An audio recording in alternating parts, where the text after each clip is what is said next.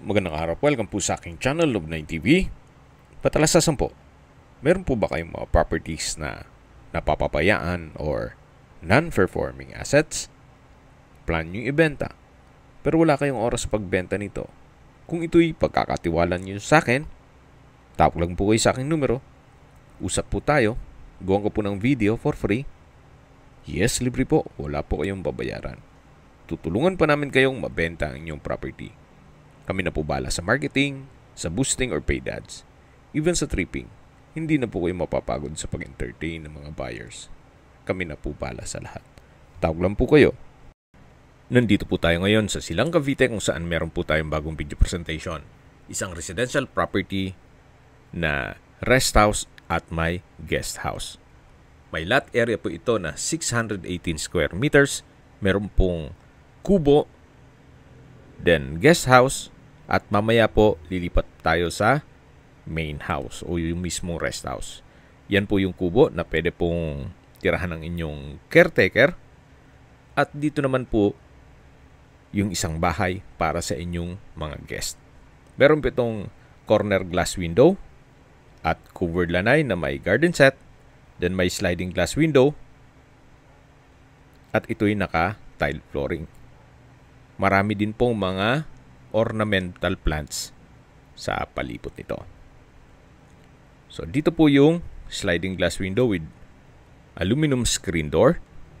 Samahan niyo po ako, pasok po tayo. So ito po yung loob ng guest house.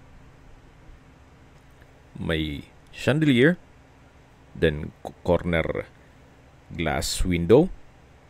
At dito naman po ay may glass door na access naman papunta dito sa covered carport o sa garahe.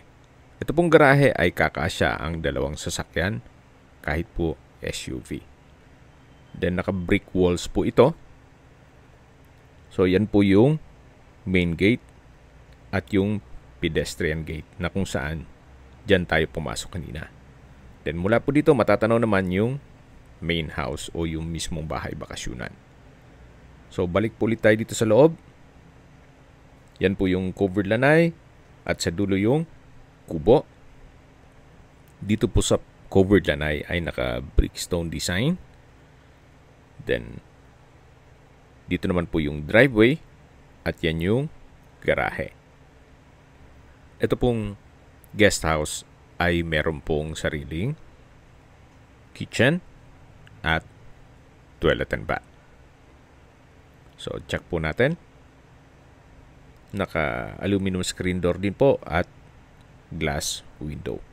So, ito po yung kusina nitong guest house. At ito po'y may service area na rin.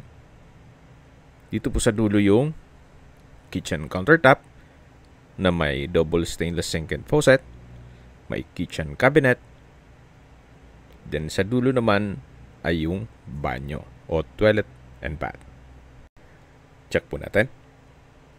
So dito naman po sa banyo ay may hand wash basin, vanity mirror, water closet with bidet, tile bathroom wall, shower curtain, overhead shower, at wall-mounted stainless rack.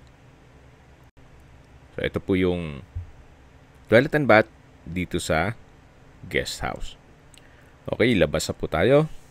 Madadaanan ulit natin yung kusina.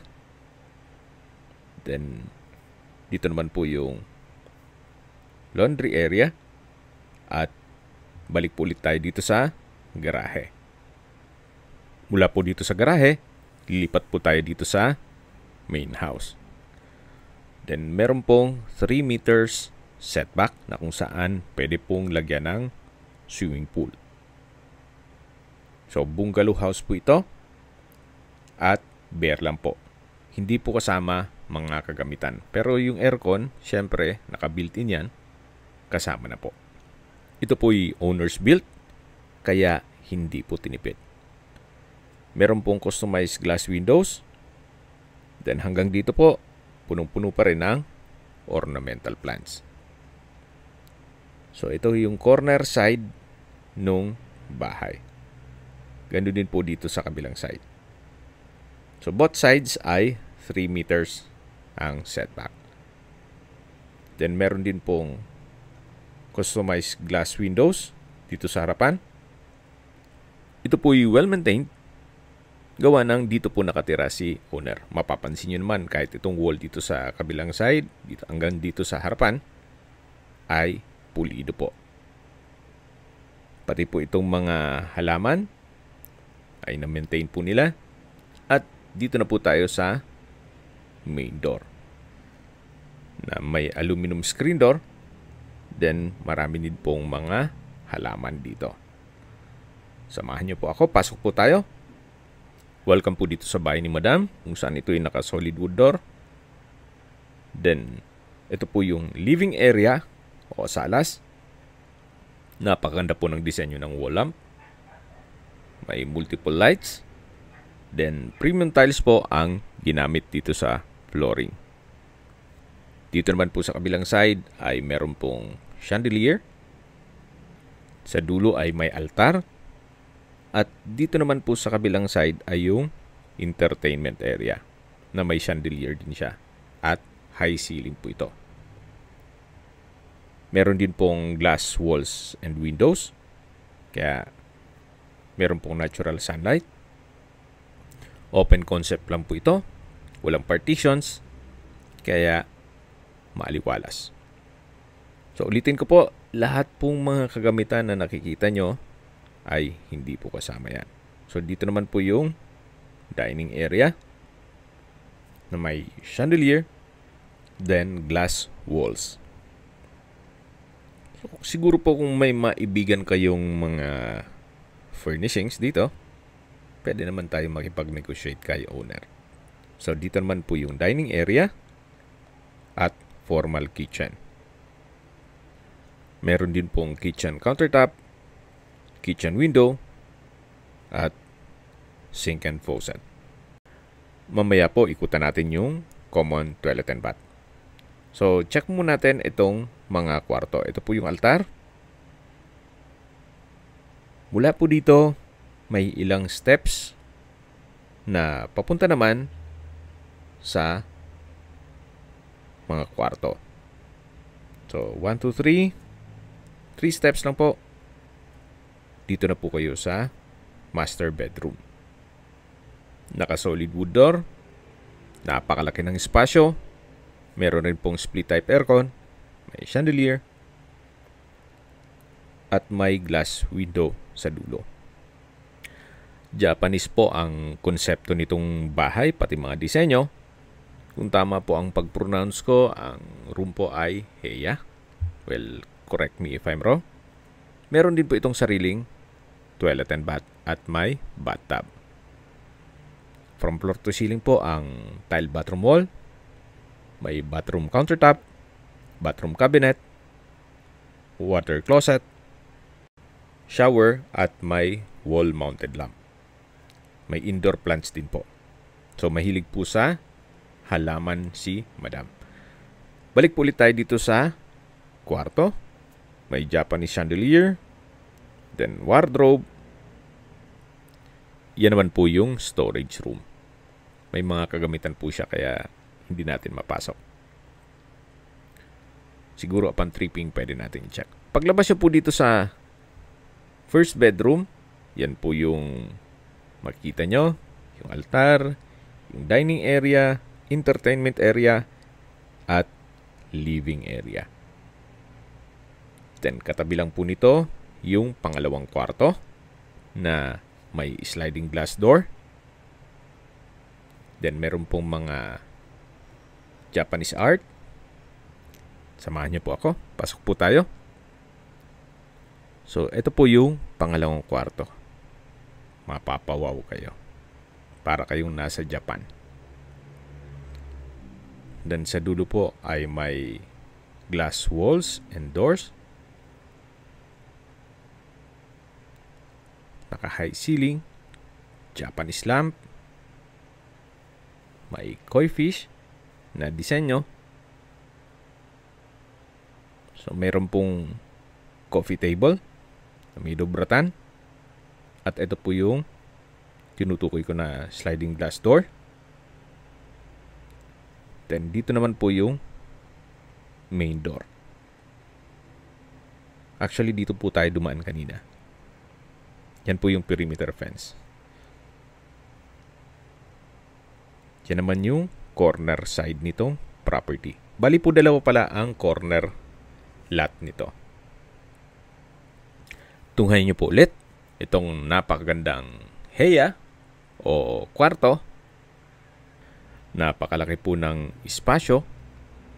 Then sa pintura ng ceiling at wall, maayos naman siya. Wala po kayong papagawa dito. At lalabas na po tayo. So mula po dito sa pangalawang kwarto, may sliding glass window. At paglabas po natin dito ulit sa living area. Then matatanaw natin yung main door, yung entertainment area. Then may prayer area o altar at dining area. Okay, lalabas na po tayo. Pero bago po tayo lumabas, daanan po natin itong common toilet and bath. Katabi lang po nito yung formal kitchen na naipakita ko na sa inyo kanina. At meron pong access door papunta sa comfort lanai. So ito po yung common toilet and bath na may bathroom countertop, hand wash basin, vanity mirror, water closet, urinal, then shower enclosure, overhead shower na may hot shower set, at bathroom window. Meron din pong stainless na wall-mounted rack. So, dito naman po yung pintuan sa likod ng bahay na kung saan may aluminum screen door at may canopy rin po dito. O covered lanai at may garden set. Then matatanong natin yung garahe at yung main gate. Pati po yung guest house. So sa mga nag-skip po ng video, ito pong property ay nasa Silang, Cavite. May lot area po ito na 618 square meters at may dalawang corner lot. Nakabakod na po buong property. Napakatahimik po ng lugar, sariwang hangin at malamig po ang klima. Ito po yung nasa mataas na lugar. Ang estimated elevation above sea level ay 1,127.3 feet. Sa distance, location at travel time portion na po tayo. Mula po sa highway o Premier Plaza, kung saan nandun na rin po ang Robinsons Supermarket, Jollibee, Starbucks, Shakey's, KFC, Pure Gold, McDonald's, Chowking, at iba pang restaurants o ibang business establishments, ang distance is 2 kilometers at ang travel time is 6 minutes. Ganun po kaganda itong property. Malapit po sa lahat. At mula naman po sa public market, ang distance is 3.1 kilometers at ang travel time is 9 minutes at malapit din po doon ang Estrella Hospital. Yan po yung lagi kong binabanggit sa aking video na dapat nyo i-consider sa paghanap ng property, yung meron pong malapit na hospital. Hindi ko naman po sinasabing sakitin kayo. Yan naman po'y for emergency purpose lang naman. At mula naman po sa Tagaytay Rotonda, ang distance is 13 kilometers at ang travel time is 24 minutes kasama na ang traffic. Mula naman po sa Calac, Silang Interchange, ang distance is 6.7 kilometers at ang travel time is 15 minutes.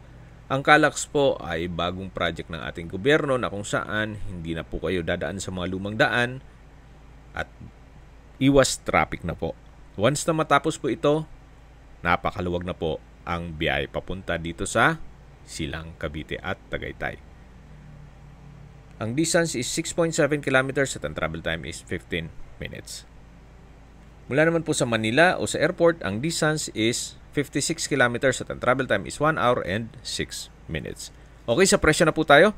Binibenta po ito ni owner sa halagang 25 million pesos. Kung may mga katanungan po kayo, tawag lang po kayo sa aking numero. At sa mga kababayan naman natin nasa ibang bansa, meron po akong Telegram. Sa mga iPhone user naman, may iMessage. Meron din pong Imo, Skype, Viber at WhatsApp. Same number lang po, 0917-316-3399. Sa mga nagtatanong naman po ng aming Facebook, meron po aming Facebook page na Nov9TV at Facebook Real Video. Meron din pong TikTok at Instagram.